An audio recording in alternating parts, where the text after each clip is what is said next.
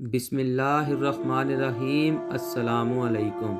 حضرت سیدنا عبداللہ بن زبیر رضی اللہ تعالیٰ عنہ کی طرف ایک نصیحت نامہ لکھ کر بھیجا گیا، جس کا مضمون کچھ یوں تھا: حمد و صلوات کے بعد بے شک متقی لوگوں کی کچھ علامات ہوتی ہیں جن کے ذریعے وہ پہچانے جاتے ہیں، اور وہ علامات یہ ہیں: جس نے مصیبتوں پر صبر کیا، قضاء الہی پر راضی رہا، نعمتوں کا شکر بجا لایا، اور قرآن مجید کے احکامات کے آگے اپنا سر جھکا لیا، وہ متقی ہے۔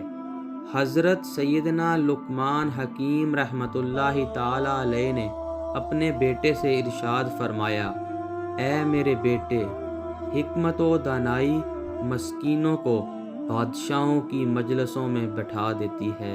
اللہ پاک کے آخری نبی صلی اللہ علیہ وآلہ وسلم نے ان مردوں پر لعنت فرمائی ہے جو عورتوں کی مشابہت اختیار کرتے ہیں، اور ان عورتوں پر لعنت فرمائی جو مردوں کی مشابہت اختیار کرتی ہیں۔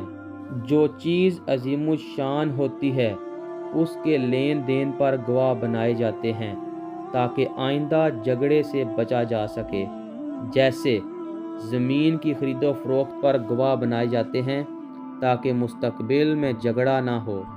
نکاح بھی عظیم الشان لین دین ہے کہ اس میں لڑکی کا لینا اور مہر کا دینا ہے، اسی لیے اس میں گواہ ضروری ہے تاکہ بعد میں جھگڑے نہ ہوں۔ گناہ میں لذت تو ہو سکتی ہے مگر سکون نہیں۔ گناہ کا موقع نہ ملنا بھی اللہ پاک کی ایک نعمت ہے۔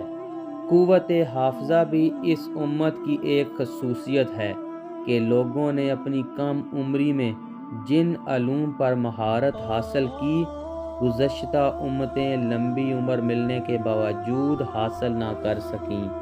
اس کے ساتھ ہی ہماری اس ویڈیو کا اختتام ہوتا ہے۔ نیکسٹ ویڈیو تک کے لیے اللہ حافظ۔